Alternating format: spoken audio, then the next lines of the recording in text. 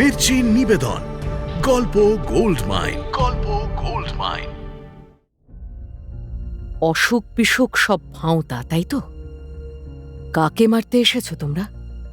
বৌদিদি, আমি কিছু বলতে অপারগ। এই সময় এত বড় সম্মেলন, এই সুযোগ ছাড়ার কোনো অর্থই নেই। যদিও মা ছাড়তে রাজি হচ্ছিলেন না, শেষে দেশের বাড়ির কালিকচ্ছেও দিন দুয়ে ঘুরে যাওয়ার প্রতিশ্রুতি দিয়ে এসেছি।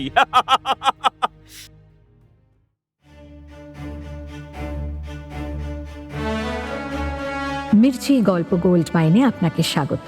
মণিমাণিক্যে ভরা বাংলা সাহিত্যের কিছু কালোজয়ী উপন্যাস ও গল্প দিয়ে সাজানো আমাদের এই মির্চি গল্প গোল্ড মাইন। শুনছেন 2025 সালে দেবারতী মুখোপাধ্যায়ের লেখা রোমাঞ্চকর উপন্যাস উল্লাসকর, যেটি প্রকাশিত হয়েছে দ্বীপ প্রকাশন থেকে।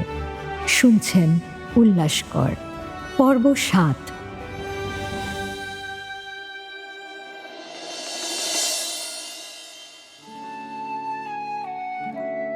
টেক্সটাইল ইঞ্জিনিয়ারিংয়ে পড়ার চেয়ে প্র্যাকটিক্যাল ক্লাস বেশি। উল্লাস কলেজে মন দিয়ে হাতে কলমে কাজ শেখে আর বাড়ি ফিরে চিঠি লিখে যায়। চিঠির ভাষা যেন কখনো উদাস, কখনো পাথরের মতো শক্ত। একদিন লীলাকে লিখল, কলকাতার আকাশের নিচে যে শ্বাস নেই, তার মধ্যে বিদ্রোহ থাকে।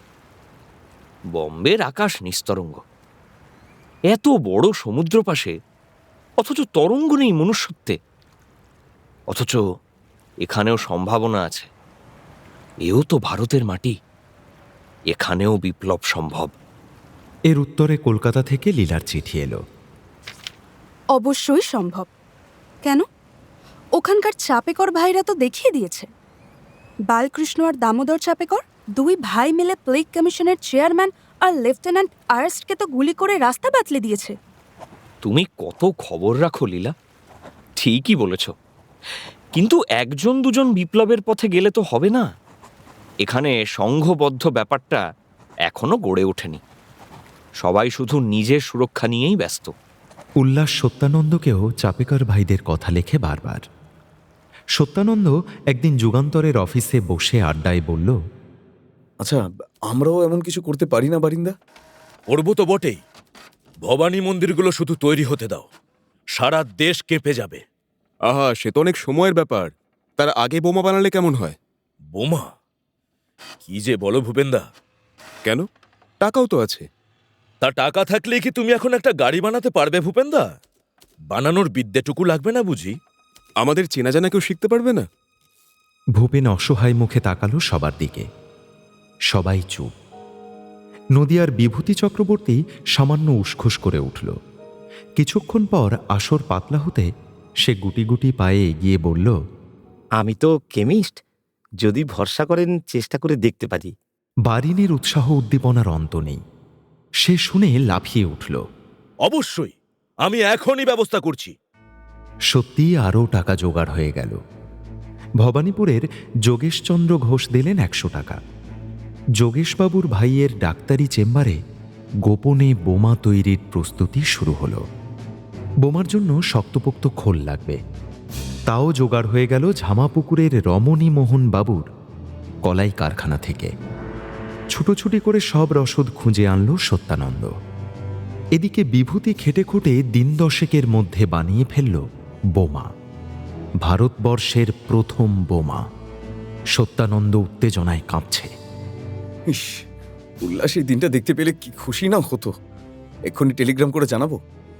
না না না, সামনের মাসে বাড়ি এলে একেবারে অবাক করে দেব।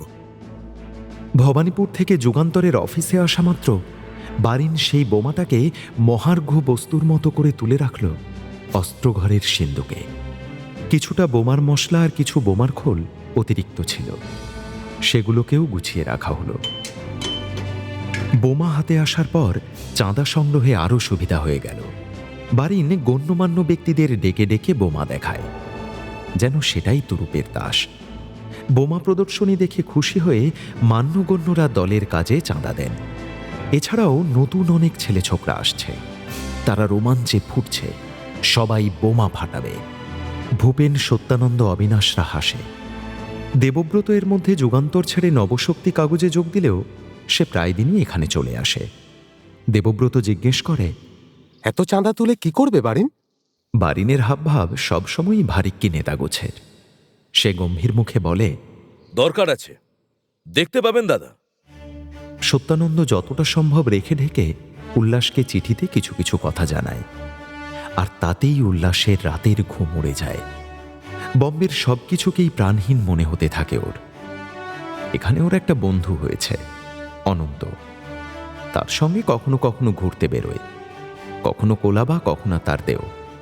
একবার কলেজ থেকে 7 দিনের ট্যুরে নিয়ে গিয়ে বম্বের 28খানা টেক্সটাইল মিল দেখানো হলো, কিন্তু কোনো কিছুতেই ওর মন বসে না। অনন্ত একদিন বলল, কি হে ভায়া, তোমার কলকাতায় কি আছে যা বোম্বেতে নেই? সাহস। সাহস? ইংরেজদের কলকাতাকে পেতে যুদ্ধে লড়তে হয়েছিল, কিন্তু বম্বে তো বিয়ের যৌতুক। ব্রিটেনের যুবরাজকে বিয়ে করলো পর্তুগালের যুবরানী, যৌতুক হিসেবে পর্তুগিজদের থেকে পেয়ে গেল বম্বে। এখানে সাহস কোথায়? অনন্ত স্বভাব শান্ত ছেলে, শুনে মিটিমিটি হাসে।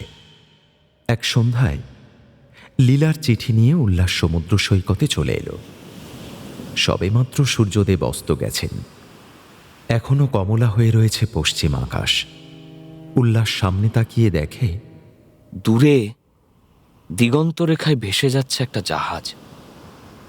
সে কি গন্তব্যে পৌঁছতে চলেছে, নাকি দূরে চলে যাচ্ছে বন্দর থেকে?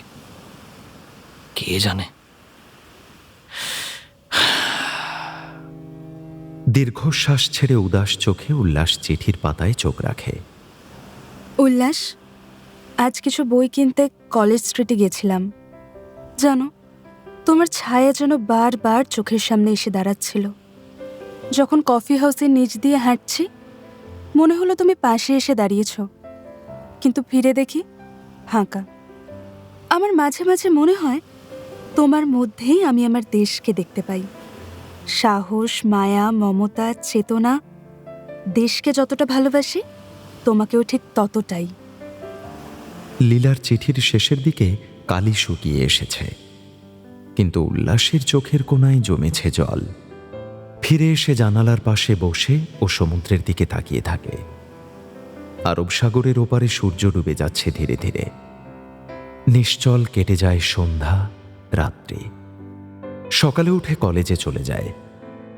দুপুরের পর কি যে হয়, ক্লাস থেকে বেরিয়ে হনহন করে হাঁটতে থাকে। গনগনে দুপুরে সমুদ্র তটে বসে ও ধীরে ধীরে উত্তর লেখে। লীলা, তুমি লিখেছ, আমায় তুমি দেশের মতো ভালোবাসো। কিন্তু জানো, দেশ মানে শুধু ভালোবাসা নয়, ত্যাগও। আমি যদি একদিন ফিরেও না আসি, তবু তুমি আমায় ভালোবাসবে তো? আমি এখন একটা যুদ্ধের প্রস্তুতি নিচ্ছি, যেটা অস্ত্রের নয়, আত্মার। তোমার লেখা চিঠিগুলো আমার কাছে মন্ত্রের মতো। আমি পড়ে চলি, মুখস্থ করি, আবার পড়ি।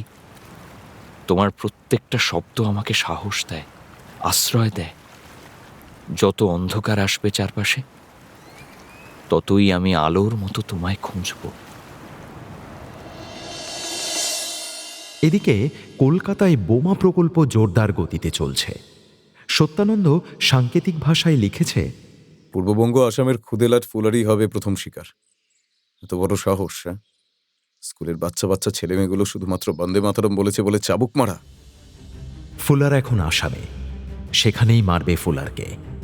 নিহত হবে একজন ইংরেজ শাসক। বারিন মারতে যাবে, সঙ্গী হবে পাবনার এক তরুণ ছেলে। তার নাম মহেন্দ্র লাহিড়ী। বিপ্লবী দলে তার ছদ্মনাম মণি। সত্যানন্দ উল্লাসকে আবার লিখল, তোর তো সামনেই পরীক্ষা শেষ, ছুটি নিয়ে বাড়ি আয়। আমরা সবাই মিলে বরিশাল যাব। সেখানে বিরাট করে প্রাদেশিক সম্মেলন হবে। শিলংয়ের পাথুরে রাস্তার ধারে ধারে এখন বেশ কিছু ইউরোপীয় দালান উঠেছে। সবই প্রায় সরকারি অফিসারদের বাংলো। বাকি পুরো এলাকাটাই কাঁচা পথ। দুধারে বুনো ফুলে ভরা ঢাল, নীলচে ঘণ্টা ফুল, হলদে দোপাটি আর লালচে পাহাড়ি রডোডেনড্রন। সব মিলিয়ে একেবারে রঙিন কারুকাজ। সেই ফুলের ওপর ভোরবেলা শিশির জমে থাকে। বারিন তেমনই এক সরকারি বাংলোর বাগানে বসে আছে। ও আর মহেন্দ্র লাহিড়ী উঠেছে সেজদাদা অরবিন্দর শ্বশুরালয়ে। অরবিন্দর শ্বশুরমশাই ভূপালচন্দ্র বসু এখানকার উচ্চপদস্থ সরকারি অফিসার। ওরা আসার আগে অরবিন্দ চিঠি লিখে দিয়েছিলেন। বারিন অসুস্থ, আমি তাকে শিলংয়ে কিছুদিন আপনার কাছে গিয়ে বিশ্রাম নিতে বলেছি। বারিনের সামনে রাখা টেবিলে চায়ের পেয়ালায় ধোঁয়া উঠছে। এছাড়া থরে থরে সাজানো আছে টাটকা পাহাড়ি কমলা, মধুমাখানো গরম দুধ, ডিম সেদ্ধ আর এক থালা পাহাড়ি সবজি। অরবিন্দের স্ত্রী মৃণালিনী বার দুয়েক তাড়া দিয়ে গেছেন। কপট চোখ পাকিয়ে দেওরকে বলেছেন, কতক্ষণ ধরে খাবারগুলো ফেলে রাখবে? তাড়াতাড়ি খেয়ে নাও। শরীরটা সুস্থ করার ইচ্ছে নেই নাকি? তোমার বন্ধু তো নবাব পুত্তর দেখছি, এখনো ঘুম থেকেই ওঠেননি। বৌদির কথায় তার সঙ্গে বারিন হালকা মশকরা করেছে বটে, কিন্তু মনটা অপরাধ বোধে ভরে গেছে। ভাবছে, বৌদিদি তো বটেই, বৌদিদির বাবা ভূপালচন্দ্র যত্নের কোনো ত্রুটি রাখছেন না। অফিস থেকে এসে প্রতিদিন খোঁজ নেন। দেশবিখ্যাত জামাইয়ের ভাই বলে কথা। ভূপালচন্দ্র নিজেও উচ্চশিক্ষিত। বিলেত থেকে কৃষি পড়ে এসে প্রথমে কলেজের অধ্যাপক ছিলেন। বন্ধু গিরিশ বসুর সঙ্গে মিলে কলকাতায় প্রতিষ্ঠা করেছিলেন বঙ্গবাসী কলেজ। তারপর এগ্রিকালচার অফিসার হয়ে যোগ দিয়েছেন সরকারি চাকরিতে। শিলংয়ে পোস্টেড আছেন বছর 10 হয়ে গেল। অরবিন্দ যখন বরোদায় অধ্যাপনা করতেন তখন মৃণালিনী সেখানে স্বামীর সঙ্গেই থাকতেন। অরবিন্দ কলকাতায় ফিরে যাওয়ার পর মৃণালিনীও চলে এসেছেন বাবার কাছে, এখন এখানেই রয়েছেন। বারিন আনমনে চা শেষ করে তুলে নেয় একটা লেবু। এরা যেভাবে যত্ন আত্তি করছেন আমার সংকোচই হচ্ছে। তবে আর দিন দুয়েক। ফুলারকে মারার পরিকল্পনা করা হয়ে গেছে আগামীকাল। তারপরেই আমরা দুজন শিলং ছেড়ে পালাবো। বয়স্ক ভূপালবাবুকে এই ক্রমাগত মিথ্যা বলা থেকেও আমি রেহাই পাব। ভাবলেই আমার গায়ের রোমকূপগুলো জেগে উঠছে। এতদিনের পরিকল্পনা, প্রস্তুতি, আদর্শ সবকিছুর প্রথম পরীক্ষা কাল। পরিকল্পনা হয়েছে সরকারি অফিসের নির্ধারিত মিটিং সেরে ফুলার যখন বেরোবেন, ত্রিকোণ অবস্থানে দুই দিকে দুই গাছের ডালে লুকিয়ে থাকবে বারিন আর মণি। একই সঙ্গে দুজনে রিভলভার থেকে গর্জে উঠবে গুলি। নিখুঁত লক্ষ্যে তা গিয়ে এফোড় ওফোড় করে দেবে ফুলারের হৃৎপিণ্ডকে। তোলপাড় পড়ে যাবে সারা দেশে। নবগঠিত ওপার বাংলার ছোটলাটকে প্রকাশ্যে হত্যার স্পর্ধায় উদ্বুদ্ধ হয়ে ওদের দলে যোগ দেবে আরও তরতাজা বিপ্লবীরা। ভাবতে ভাবতে বারিন কেঁপে উঠল। তারেও মনে হলো, হতে পারে সেজদাদার নির্দেশে সবকিছু হচ্ছে, কিন্তু তিনি তো নেপথ্য নায়ক। আসল নেতা তো আমি নিজে। গোটা ভারতবর্ষ অবাক হয়ে যাবে বারিন ঘোষের সাহসের কথা জেনে। ও অন্যমনস্কভাবে আর একটা লেবু ছাড়াতে যাচ্ছিল। হঠাৎ আকাশ বাতাস বিদীর্ণ করে একটা শব্দ হলো, সঙ্গে পরিত্রাহী আর্তনাদ। মনির গলা না? দোতলার ঘর থেকে? বারিন তড়াক করে উঠে ছুটে গেল। ততক্ষণে বাড়ির সকলেই ভয় পেয়ে গেছে। ভূপালচন্দ্র অফিসে, কিন্তু বাড়ির পরিচারকরা সকলে সিঁড়ি বেয়ে ছুটে গেছে দোতলায়। বারিন গিয়ে দেখল ভয়ঙ্কর কাণ্ড। মনির বাঁ হাতের কবজিখানা পুরো তালগোল পাকিয়ে গেছে। সেখান থেকে গলগল করে বেরোচ্ছে রক্ত। মাটিতে পড়ে আছে রিভলভার। পলকের মধ্যে বারিন যা বোঝার বুঝে নিল। ঘুম থেকে উঠে মহেন্দ্র ওরফে মণি রিভলভারটা বোধহয় পরিষ্কার করছিল। সে খেয়াল করেনি সেফটি ল্যাচ খোলা আছে। কোনোভাবে একটা গুলি বেরিয়ে ঢুকে গেছে ওরই হাতে। বারিনের আগেই ঘরে ঢুকেছে মৃণালিনী। তিনিও দৃশ্য দেখে অনুমান করে ফেলেছেন কি হয়েছে, কিন্তু পরিচারকদের চোখ পড়ার আগেই তিনি পা দিয়ে দ্রুত রিভলভারটাকে সরিয়ে দিলেন খাটের আড়ালে। মহেন্দ্রর মুখ যন্ত্রণায় বেঁকে চলে যাচ্ছে। শয়লা বলে বাড়ির এক ভৃত্য বলল, হাসপাতাল থেকে ডাক্তার ডেকে আনি মা ঠাকুরন। না, আমি দেখছি। শয়লা, তুই হেঁসেল থেকে গরম জল নিয়ে আয় তো, ভালো করে ফুটিয়ে আনবি। বাকিরা সবাই কাজে যাও যাও। যে যার কাজে চলে গেল। শয়লা ফুটন্ত জল নিয়ে আসা মাত্র মৃণালিনী নিজের ঘর থেকে নিয়ে এলেন পরিষ্কার সুতির কাপড়। ফ্যাঁস করে কিছুটা কাপড় ছিঁড়ে গরম জলে ডুবিয়ে নিয়ে ধীরে ধীরে ক্ষততে দিতে লাগলেন। মহেন্দ্রর চোখ দিয়ে ঝরঝর করে জল পড়ছে। মৃণালিনীর নির্দেশে শয়লা আবার নিচ থেকে গরম দুধ নিয়ে এলো, সঙ্গে লোহার চিমটে আর সর্ষের তেল। মৃণালিনী দুধটা মহেন্দ্রর মুখের সামনে ধরে বললেন, নিন, খেয়ে নিন ঠাকুরপো, শরীরে বল পাবেন।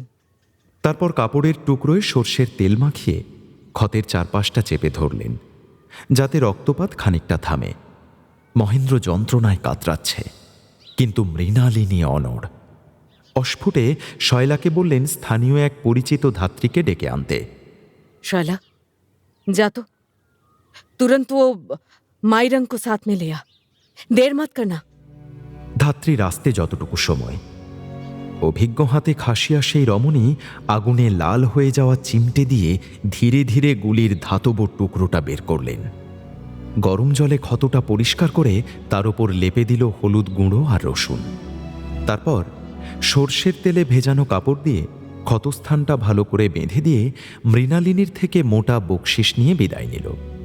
মহেন্দ্র ততক্ষণে শ্রান্ত হয়ে পড়েছে।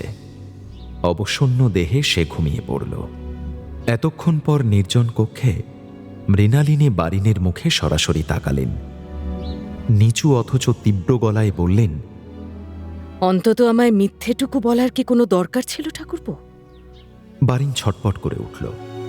বড়দাই এই বৌদিদির সঙ্গে সে কত তাস খেলেছে, কত ঘুরেছে, মজা করেছে, কিন্তু সেজদাদার কড়া নির্দেশ ছিল, বিপ্লবীদের এই গোপন অভিযানের কথা কাউকেই যেন না বলা হয়।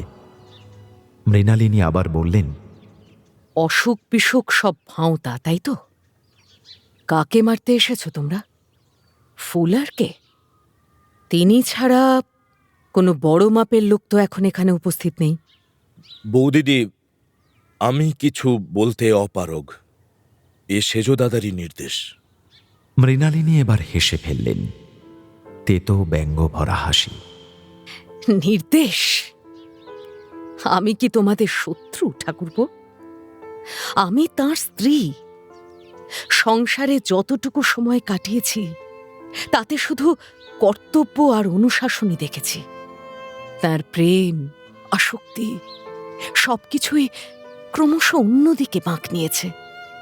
আমি জানি তিনি দেশকেই বেছে নিয়েছেন, তবু কি আমি তার বিরুদ্ধে গেছি কোনোদিনও?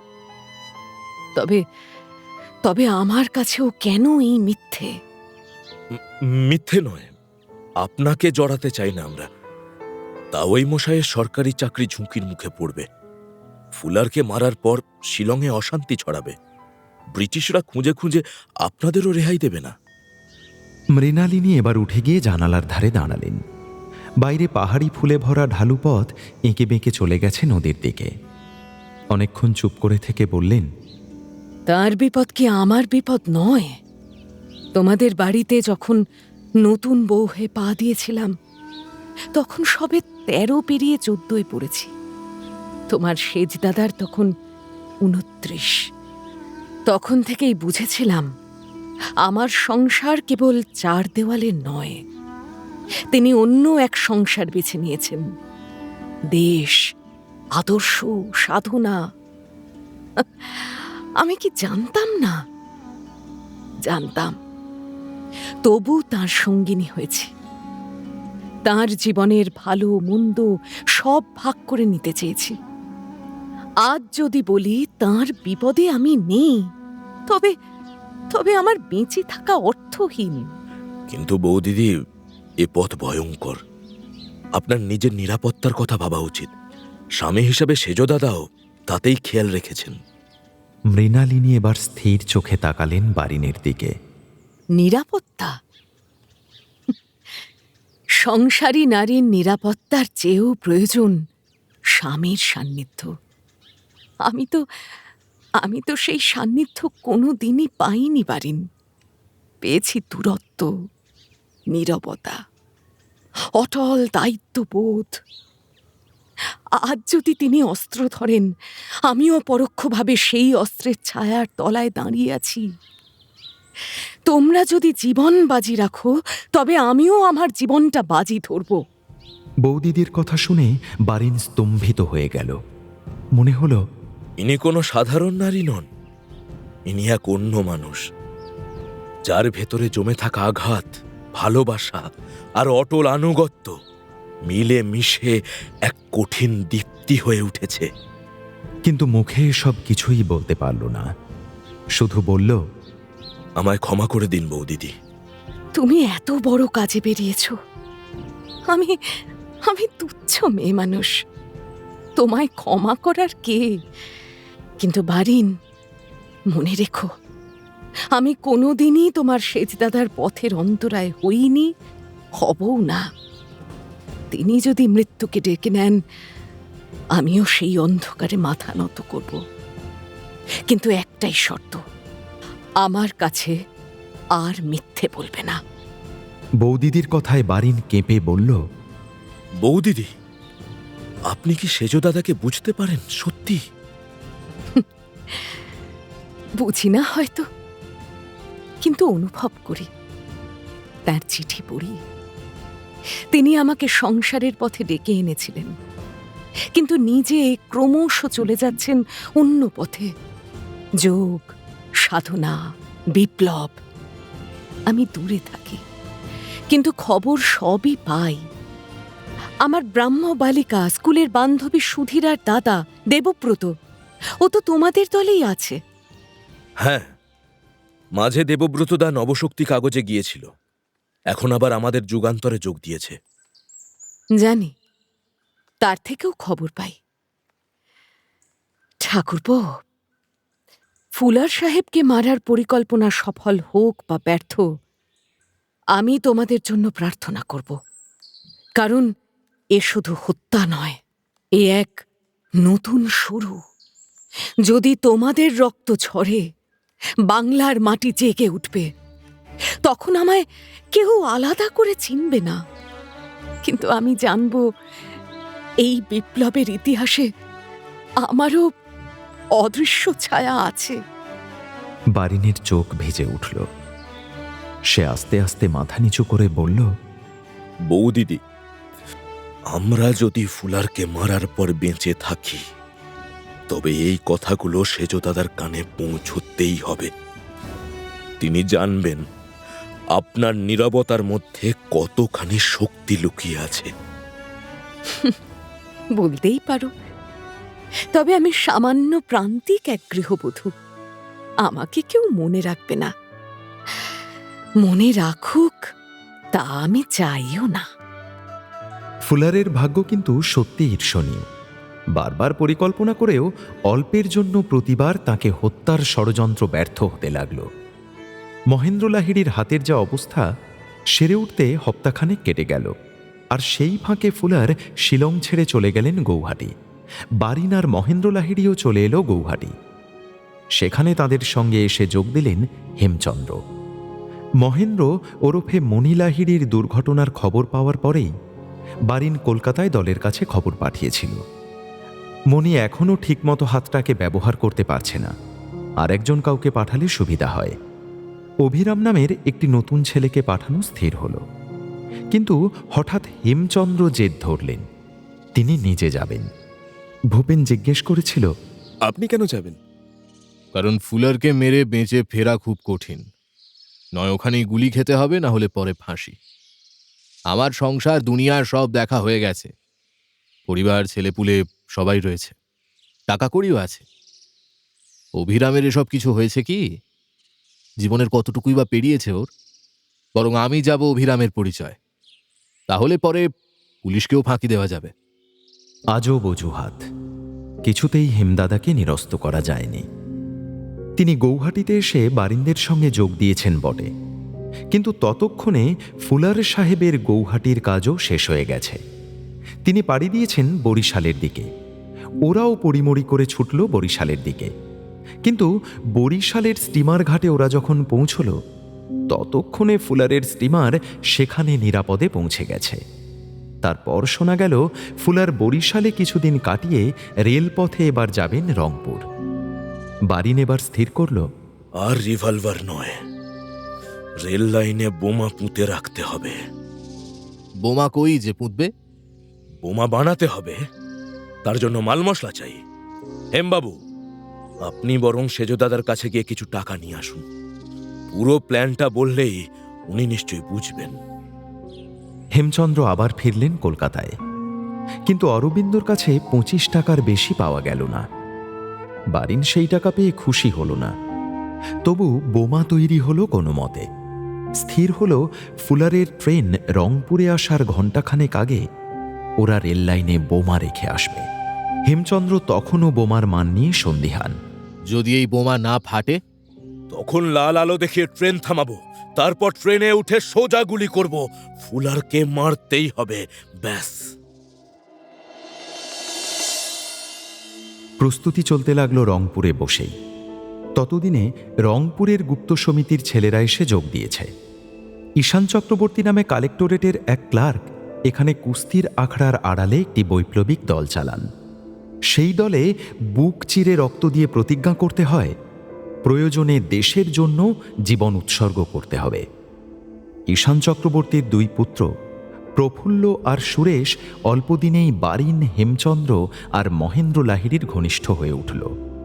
তারাও এতদিন বঙ্কিমচন্দ্রের আনন্দমঠ, দেবী চৌধুরানী, স্বামী বিবেকানন্দ, সখারাম গণেশ দেউস্করের দেশের কথা এইসব পড়ে রোমাঞ্চিত হয়েছে। এবার প্রত্যক্ষভাবে কাজে নামতে চায়। বারিন এইসব নতুন ছেলেদের সাদরে বরণ করে নিল।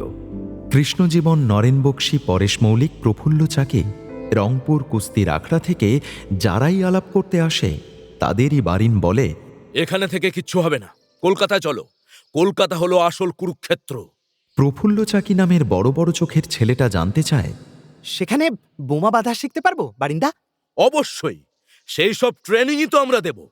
হেমচন্দ্র নীরবে সব দেখেন, কিছু বলেন না। শুধু বারিনকে একা পেলে বলেন, এইসব বাচ্চা ছেলেগুলোর মগজ ধোলাই করা কি ঠিক হচ্ছে বারিন? হ্যাঁ, এদের কতটুকু বুদ্ধি? সবাই একেবারে উত্তেজনায় ফুটছে। এভাবে তাদের বিপদের মধ্যে নিয়ে গিয়ে ফেলা। হেমবাবু, আপনার এই এক কথা শুনতে শুনতে ক্লান্ত হয়ে গেলাম। নতুন ছেলে না এলে দলটাকে বাড়াবো কি করে বলতে পারেন? দল বাড়ানো পরে বারিন, আগে বলো তোমাদের প্ল্যানটা কি? এরকম এদিক ওদিক ডাকাতি করে টাকা জোগাড় করা আর সাহেবদের পেছনে ধাওয়া করে বেড়ানো? হ্যাঁ, এই করে দেশ স্বাধীন হবে? ডাকাতি কেন হবে?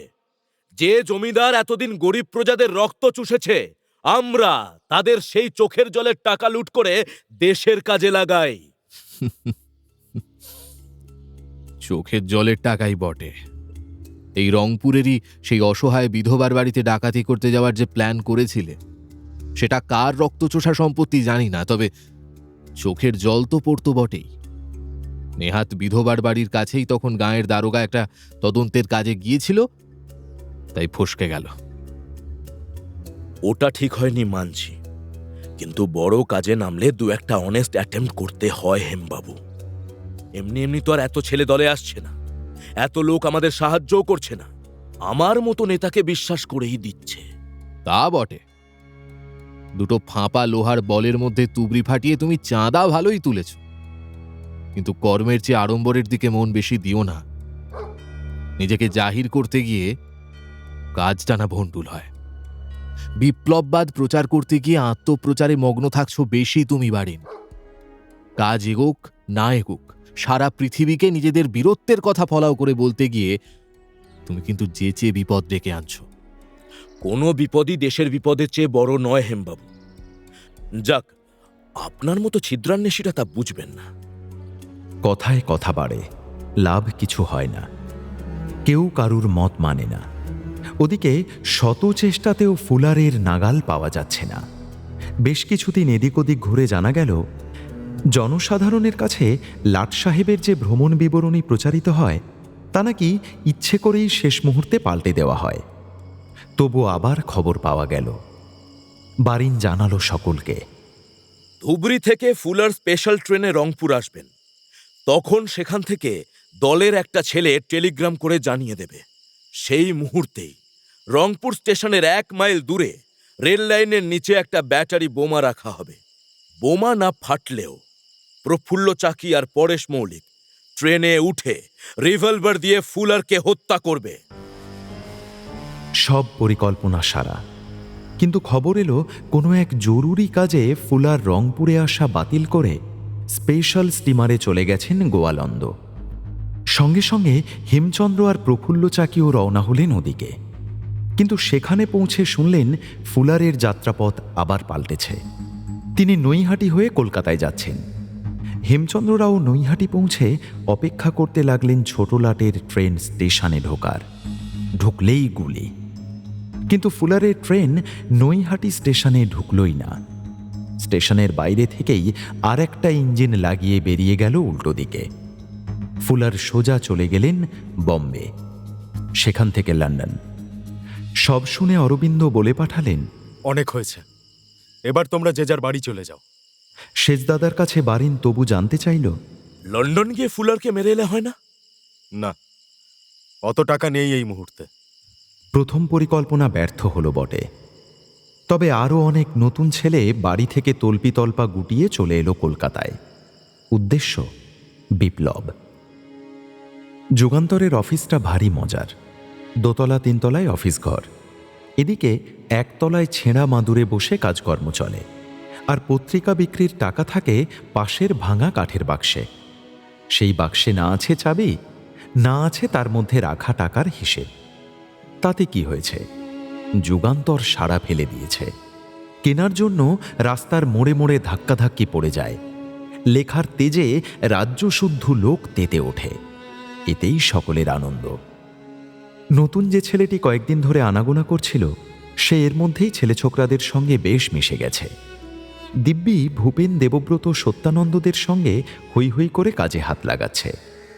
আজ সে ঢোকা মাত্র অবিনাশ চওড়া হাসল। এসো ভায়া উপেন, তোমার কথাই ভাবছিলাম। খেয়ে এসেছো? এই ভাত বসিয়েছি, খাবে নাকি চারটি? উফ, সত্যি বলছি অবিনাশ, মাঝে মাঝে মনে হয় এই যুগান্তরের গিন্নিমা তুমি, যেভাবে হাঁড়ির খেয়াল রাখো। অবিনাশ ছদ্মগম্ভীর মুখে ভেতরে চলে যেতে যেতে বলল, পড়েছ মোগলের হাতে, খানা খেতে হবে সাথে। উপায় কি? এই পাগলাদের সংসারে কাউকে না কাউকে হেসেলের ভার তো নিতেই হবে। ওসব ছাড়ো, ভাত কি খাবে? এই অবেলায় ভাত বসিয়েছ কেন? কারণ তোমার মতো আরেক পাগল এতদিন আমার সংসারে ছিলেন না। ম্যালেরিয়ায় ভুগছিলেন দেওঘরের বাড়িতে, তিনি আজ এসে আবির্ভূত হয়েছেন। কে? বলতে না বলতে একটা 24-25 বছরের যুবক ভেতর থেকে বেরিয়ে এলো। গায়ের রং কালো, হাড়ের ওপর চামড়া জড়ানো, শরীরটায় যেন মাংস বলতে কিছু নেই। চওড়া কপালে দিব্যি হাডুডু খেলা যায়, এদিকে বড় বড় টানা চোখ। পরিচয় করিয়ে দিই, ইনি হলেন উপেন্দ্রনাথ বন্দ্যোপাধ্যায়, নিবাস চন্দননগর, পড়েন ডাফ কলেজে। উপেন হাত তুলে নমস্কার করল, কিন্তু রোগা যুবকটি প্রতি নমস্কার বা কিছুই করল না। কেবল তার বড় বড় চোখ দুটো আরও তীক্ষ্ণ হয়ে উঠল। আপনারই আসার কথা ছিল, মনে পড়েছে। আপনার তো বক্তৃতার বেশ নাম হয়েছে। উপেন হাসল। অবিনাশ মাথা নেড়ে বলল, আরে উপেন ভায়া, ইনি হলেন আমাদের দ্য গ্রেট বারিন কুমার ঘোষ। ইনি এখানকার পান্ডা, যদিও কিছুদিন জ্বরে ভুগছিলেন বলে দেখা হয়নি। ও, আপনিই বারিন ঘোষ, অরবিন্দ ঘোষের ভাই? আপনার নাম অনেক শুনেছি। নাম না বদনাম? আপনি তো বিখ্যাত লোকমশাই, খুলনার ডাক্তার কেডি ঘোষের ছেলে। বিলেতেই জন্ম, অঙ্কের জ্বালায় কলেজ ছেড়ে সারেঙ্গি বাজাতেন, তারপর কবিতাও লিখতেন। এক সময় পাটনায় চায়ের দোকানও দিয়েছিলেন। তারপর কিছুদিন ছিলেন বড়দায় গাইকোয়াড় রাজার কাছে। তারপর এখন এসে যুগান্তর খুলেছেন। উপেনের মুখে নিজের জীবন বৃত্তান্ত শুনতে শুনতে বারিন চোখ বড় বড় করল। সর্বনাশ! আপনি কি পূর্ণ লাহিড়ী চর নাকি? পূর্ণ লাহিড়ী মানে ওই ইম্পেরিয়াল পুলিশের দিশি দারোগা? আমায় এতটা হতচ্ছেদা করবেন না। হতচ্ছেদা কি হে? ট্রেগাটের খাস পেয়ারের লোক, কোন দিন দেখবে হাত কড়া নিয়ে হাজির হয়েছে। তা হোক। বারিনবাবু, আপনার কথা আমি শুনেছি আমাদের কলেজে। এত বড় লোকের ছেলে হয়েও যেভাবে আপনি মাঠে লড়তে নেমেছেন, শ্রদ্ধা না করে উপায় আছে? মাঠে নেমেছে কি আর মিছিমিছি? আর তো মেরে কেটে 10 বছর। তারপর তারপর কি? কি আবার? ব্রিটিশদের পলায়ন আর ভারতকে ভারতীয়দের শাসন। কি বলছেন মশাই? আপনি নিশ্চিত? ওরে বাবা, সারা ভারতের সব প্রদেশই নিশ্চিত হয়ে তলোয়ার শানাচ্ছে, আর আপনি কিনা সন্দেহ করছেন? কেমন একটু বলা যায়? বলা তো যায়, তবে সেসব বলতে গেলে আপনি আজ্ঞের এই গণ্ডিটাকে টপকাতে হবে। ঘণ্টাখানেকের মধ্যেই বারিন আর উপেনের জমে গেল। উপেন নিজেও কিছু কম যায় না। চন্দননগরের নামকরা সংস্কৃত পণ্ডিত রমানাথ বন্দ্যোপাধ্যায়ের পুত্র। অল্প বয়সেই বাড়িঘর ছেড়ে সাধু হতে পালিয়েছিল। তারপর দেশের নানা প্রান্তে ঘুরে বেরিয়ে এসে পরিবারের চাপে সংসার করেছে বটে, কিন্তু তাতে তার চাঞ্চল্য কমেনি। বঙ্গভঙ্গের পর থেকেই স্বদেশী আন্দোলনে জড়িয়েছে। মাঝে কিছুদিন মেডিকেল কলেজে ডাক্তারি পড়ে তাতে ক্ষান্ত দিয়ে এখন আবার মাস্টারি করছে টুকটাক। যুগান্তরের লেখার স্রোতে বঙ্গদেশের অনেক ছেলে ছোকরার মতো সেও মেতে উঠেছে। পেট ভরে ভাত খেয়ে উপেন ঢেকুর তুলল। আচ্ছা বারিন, সত্যি কি অরবিন্দ ঘোষ বরোদায় ৮০০ টাকার চাকরি ছেড়ে এখানে মোটে ১৫০ টাকা মাইনেতে ন্যাশনাল কলেজের অধ্যাপক হয়ে এসেছেন? সত্যি নয় তো কি? বরোদায় সেজদার যা দাপট ছিল তা তো আমি স্বচক্ষে দেখেছি। নামেই কলেজের ভাইস প্রিন্সিপাল, আসলে গাইকোয়াড়ের মহারাজার ডান হাত। সেজদার বুদ্ধি ছাড়া মহারাজের এক পা চলত না। রাজার প্রাসাদ থেকে ঢিল ছুঁড়লে কালেক্টরের যে বিরাট লাল বাড়ি, সেই বাড়িতে থাকতেন সেজদা। খানসামা, আরদালি, চাকর বাকর কি নেই, যেমন ঠাটবাট তেমন কেতকানু। আমি তো গিয়ে একেবারে হাঁ। তখন কি তোমার সেই চায়ের দোকান আছে না গেছে? আচ্ছা, অমন বিখ্যাত ডাক্তারের ছেলে হয়ে তুমি চায়ের দোকান দিয়েছিলে কেন? তুমি যখন সবই জানো, তোমার কাছে আর লুকিয়ে লাভ কি? আমার বাবা সত্যিই বড় ডাক্তার ছিলেন। বিলেত থেকে ফিরে খুব নাম পসার দুটোই করেছিলেন। প্রথমে ছিলেন ভাগলপুরে সিভিল সার্জন, তারপর রংপুরে। খুলনায় তখন বছর বছর ম্যালেরিয়ার রোগী মরছে। বাবা গিয়ে একা হাতে ম্যালেরিয়া শূন্য করেছিলেন খুলনাকে। সেখানকার ম্যাজিস্ট্রেট থেকে জমিদার সবার কাছে বাবা ছিলেন মুকুটহীন রাজা। কিন্তু কি জানো, বাবার জীবনে শান্তি ছিল না। কেন? বাবা ছিলেন গোঁড়া হিন্দু বাড়ির ছেলে, ভালোবেসে বিয়ে করেছিলেন আমার মাকে। মা ছিলেন ব্রাহ্মণ নেতা রাজনারায়ণ বসুর মেয়ে, তাই নিয়ে অশান্তি। নিজের বাড়ি থেকে তো বিতাড়িত হয়েই ছিলেন। আমার মাকে প্রাণ দিয়ে ভালোবেসেও বাবা শান্তি পেলেন না। সন্তান জন্ম দিতে শুরু করার পর থেকেই মায়ের মাথার গোলমাল দেখা দিয়েছিল। বাবা চিকিৎসার কোনো ত্রুটি রাখেননি। আমি যখন মায়ের পেটে, বাবা তখন সবাইকে নিয়ে বিলেত গেছিলেন। কিছুটা আমাদের বিলিতি শিক্ষা, আর বাকিটা মাকে ভালো ডাক্তার দেখানো। তোমার জন্ম তবে লন্ডনেই? না, ঠিক লন্ডনে নয়, লন্ডনের একেবারে কাছেই। শহরটার নাম নরউড, একেবারে সমুদ্রের পাশের শহর। সেই থেকে আমার নাম বারীন্দ্র। মায়ের পাগলামি মাঝে মাঝেই মাথা ছাড়া দিত। আমি জন্মের পর মা আমার নাম তার সাহেব ডাক্তারের নামে রাখলেন, ম্যাথিউ। সেই নাম এখনো আছে সেখানকার বার্থ রেজিস্টারে। যাই হোক, তারপর থেকে বড় দাদা, মেজো দাদা আর সেজো দাদা বিলেতেই বড় হতে লাগলেন। বাবা মায়ের সঙ্গে আমি আর দিদি ফিরে এলাম দেশে। তোমার তিন দাদা বিলেতে কার কাছে থাকতেন? খুলনার এক ম্যাজিস্ট্রেট সাহেব ছিলেন বাবার বন্ধু, তাঁরই এক আত্মীয়ের পরিবারে থাকতেন দাদারা ম্যানচেস্টারে। এদিকে দেশে এসে মায়ের উদ্দাম পাগলামি বাবার সহ্য করতে পারলেন না, আলাদা থাকতে আরম্ভ করলেন। আমি আর দিদি থাকতাম মায়ের সঙ্গে রোহিণীর এক বাড়িতে। বাবা টাকা পাঠাতেন। বাবার ছিল খুব দরাজ মন। রোজগারও যেমন করতেন, দান ধ্যানও করতেন বেহিসাবি ভাবে। ঠিক কথা। আমার মামার বাড়ি খুলনায়। আমি শুনেছি ডাক্তার কেডি ঘোষের দান খয়রাতির কথা। মা এমনিতে যখন শান্ত থাকতেন, ভালোই থাকতেন, কিন্তু যখন পাগলামি বাড়ত তখন টেক্কা দেওয়া দায় হতো। পাগলের মতো চিৎকার করতেন, হা হা করে হাসতেন, কাঁদতেন, ঘরের জিনিস কুটি কুটি করতেন আর আমাদের মারতেন। অকারণে কত যে মার খেয়েছি, দিনের পর দিন না খেয়ে থেকেছি।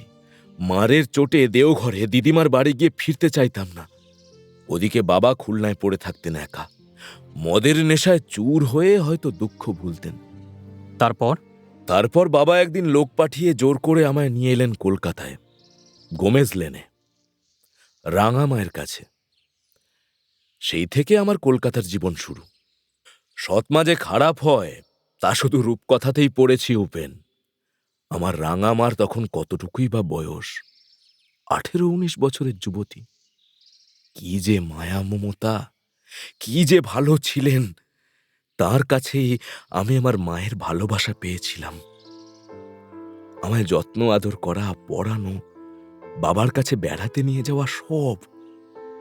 কিন্তু তিনি খুব দুঃখিনীও ছিলেন। বাবাকে বড় ভালোবেসেছিলেন, কিন্তু শেষবেলায় বাবাকে তখন মদের নেশা চেপে বসেছে। রাঙামা না বলে কয়ে খুলনার কোয়ার্টারে গিয়ে তাকে পাকড়াও করতেন, যাতে মদ খেতে না পারেন। কিন্তু ততদিনে আর কিচ্ছু করার নেই। বাবা মারা গেলেন। বাবা মারা যেতে তার সব আত্মীয়রা শকুনের মতো এসে রাঙামাকে ঘিরে ধরল।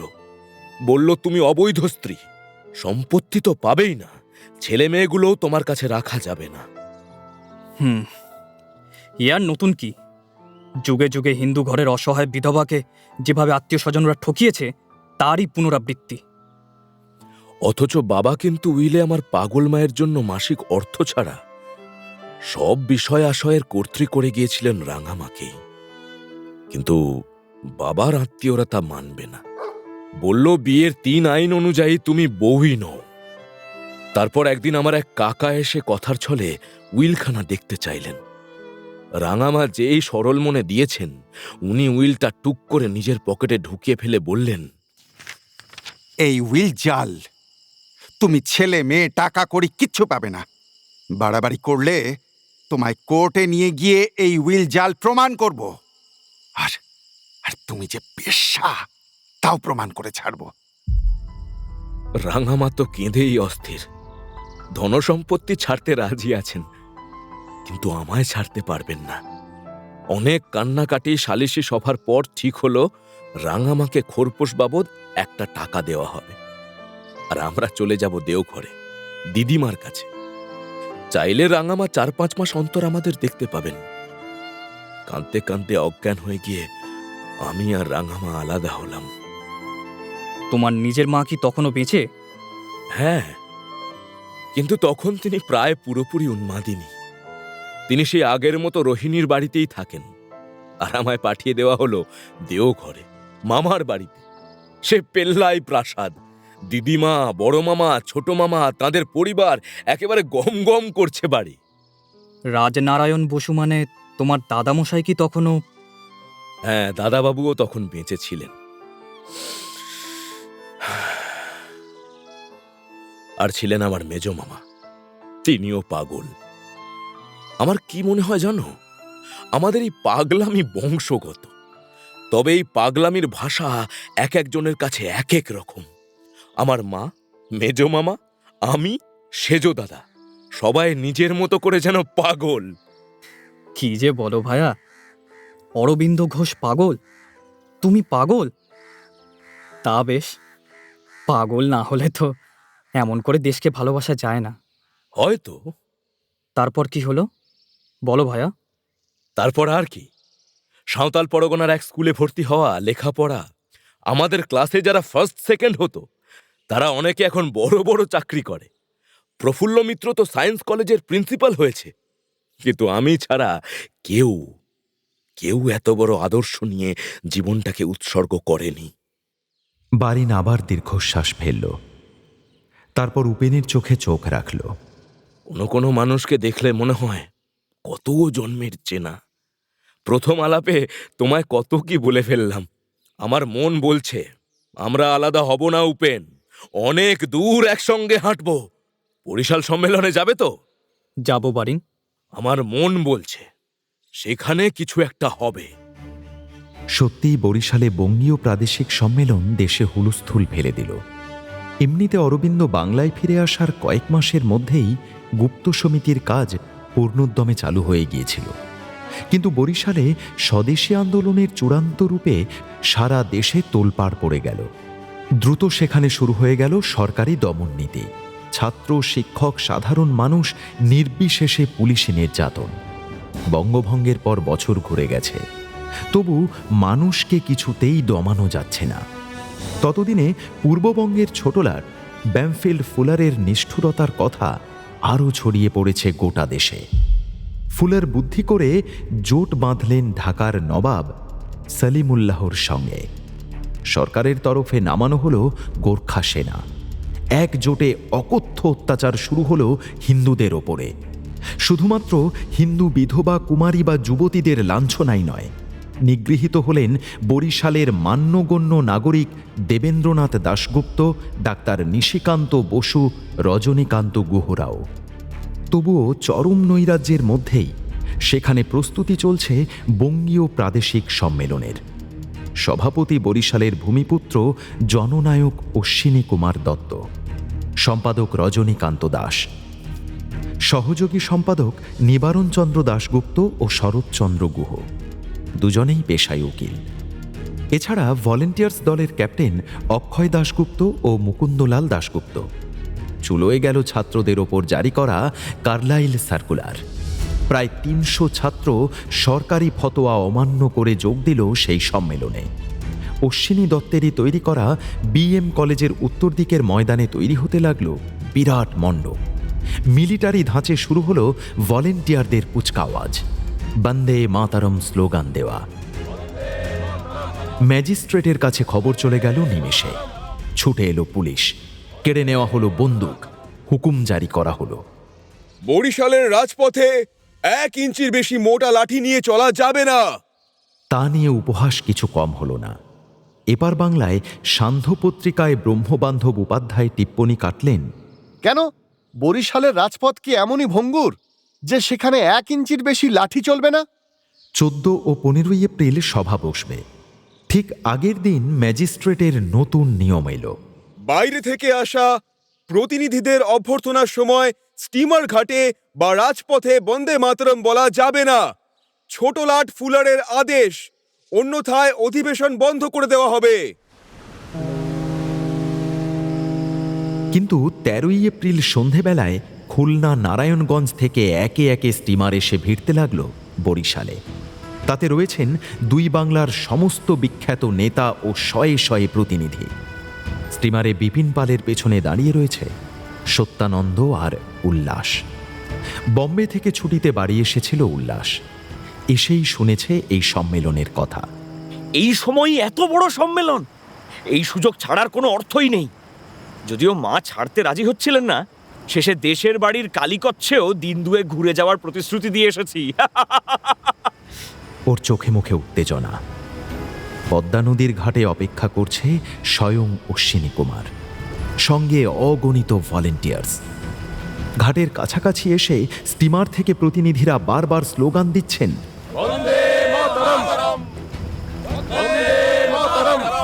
উল্লাসরা সবাই গলার শির ফুলিয়ে চিৎকার করছে, বন্দে মাতরম, বন্দে মাতরম, বন্দে মাতরম। কিন্তু পাড়ের দিক থেকে কোনো প্রত্যুত্তর নেই। জাহাজ নোঙর করা মাত্র একে একে নেমে আসছেন সুরেন্দ্রনাথ ব্যানার্জি, মতিলাল ঘোষ, কৃষ্ণকুমার মিত্র, বিপিন পাল, ব্রহ্মবান্ধব উপাধ্যায়, বরদার অরবিন্দ ঘোষ। মতিলাল ঘোষ নেমেই ক্রুদ্ধ হয়ে বললেন, এ কি ব্যাপার অশ্বিনী, তোমরা স্লোগান দিচ্ছ না কেন? ফুলারের আদেশ সুরেন্দা, স্লোগান দিলেই অধিবেশন বন্ধ করে দেওয়া হবে, আমরা নিরুপায়। এ আবার কি অপমানজনক অর্ডার? গর্জে উঠলেন সঞ্জীবনীর সম্পাদক কৃষ্ণকুমার মিত্র। ফুলার সাহেব কি বন্দে মাতরম মানে জানেন না? মাতৃবন্দনা কিভাবে নিষিদ্ধ হতে পারে? নাকি তাদের সমাজে মাকে ভক্তি শ্রদ্ধা করার রেওয়াজ নেই বলে আমাদেরও করতে দেবেন না? হ্যাঁ, না না, আমি এক্ষুনি কলকাতা ফিরে যাব। হৈ হৈ করে উঠল জাহাজ থেকে নামতে থাকা প্রতিনিধিরা। সবাই রুষ্ট। বন্দে মাতরম স্বদেশীদের উজ্জীবিত করার মন্ত্র, সেই মন্ত্রোচ্চারণের অধিকার কিছুতেই কেড়ে নেওয়া যাবে না। সবাই রাস্তা দিয়ে বন্দে মাতরম গাইতে গাইতেই সভায় যাবে। কিন্তু সেক্ষেত্রে সভাটাই কিন্তু হবে না, থানা থেকে পুলিশ এসে গ্রেফতারি শুরু করবে। অশ্বিনী কুমার বললেন। পরিস্থিতি ঘোরালো হতে থাকায় মধ্যস্থতায় এগিয়ে এলেন সুরেন্দ্রনাথ। দাঁড়াও দাঁড়াও, সবাই উত্তেজিত হও না। আপাতত সভাটা নির্বিঘ্নে আয়োজন করাটা আমাদের সবচেয়ে বড় প্রায়োরিটি। এই শেষ মুহূর্তে এসে অধিবেশন বানচাল হয়ে গেলে সরকার আরও পেয়ে বসবে। কি বলো বিপিন? হ্যাঁ, আমাদের বৃহত্তর স্বার্থের কথা ভাবতে হবে। বেশ কিছুক্ষণ ধরে তর্ক বিতর্ক চলল। কৃষ্ণকুমার মিত্র কিছুতেই অভ্যর্থনা কমিটির আতিথ্য গ্রহণে সম্মত হলেন না। তিনি অ্যান্টি সার্কুলার সমিতির ১৬-১৭ জন সদস্যকে নিয়ে গিয়ে উঠলেন রজনীকান্ত গুহর বাড়িতে। অন্য সকলের থাকার ব্যবস্থা করা হয়েছে ভূকৈলাস রাজা বাহাদুরের কাছারি বাড়িতে। সেখানে প্রবেশ করেই শুরু হল আকাশ বাতাস বিদীর্ণ করা বন্দে মাতরম।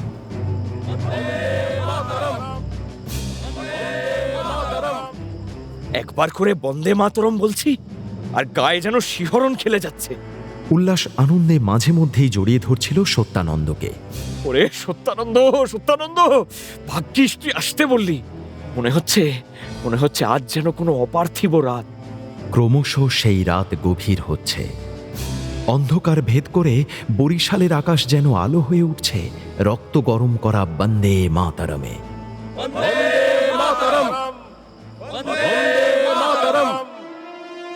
ব্যাপারটা কি হলো? থানা থেকে পুলিশ ছুটে এলো। অশ্বিনী কুমার প্রস্তুত হয়েই ছিলেন।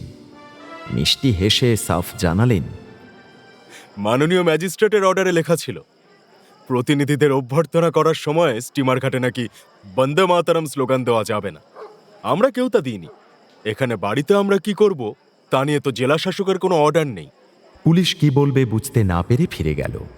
সত্যিই তো, এত রাতে তো আর নতুন করে অর্ডার বের করা সম্ভব নয়। উল্লাস আর সত্যানন্দ হেসে অস্থির। ভাষার পেঁচে ফেলে অশ্বিনী কুমার একেবারে কুপকাত করে দিয়েছেন পুলিশকে। একেই বলে প্রকৃত নেতা। সারা রাত কেটে গেল মুহুর্মুহু বন্দে মাতরমে। পরের দিন সকালে সবাই প্রস্তুত হতে লাগলেন অধিবেশনের জন্য। ওদিকে গোটা বরিশালবাসী যেন ভেঙে পড়ল কলেজের মাঠে। কিন্তু সভা শুরুর ঠিক আগেই চলে এলো ম্যাজিস্ট্রেটের নতুন অর্ডার। কি অর্ডার এবার? ম্যাজিস্ট্রেটের নতুন অর্ডারে কি এমন থাকতে পারে? বরিশালের সভা কি শেষ পর্যন্ত সুষ্ঠুভাবে করা গেল? উল্লাসকর কোন অভিজ্ঞতা নিয়ে ফিরবে সেখান থেকে?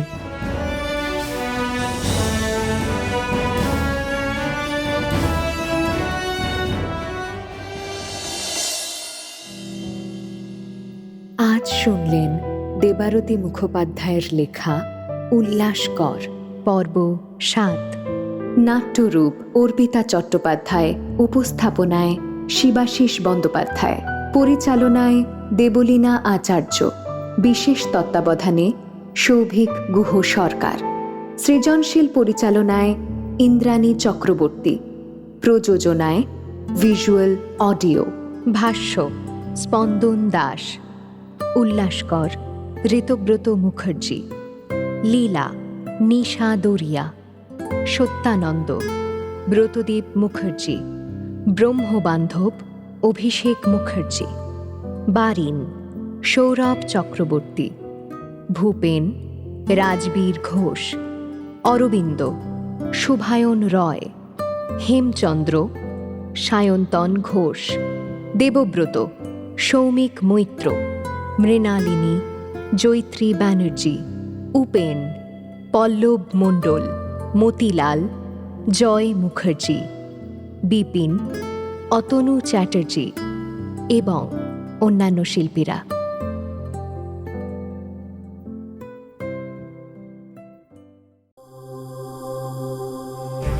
মির্চি নিবেদন গল্প গোল্ড মাইন।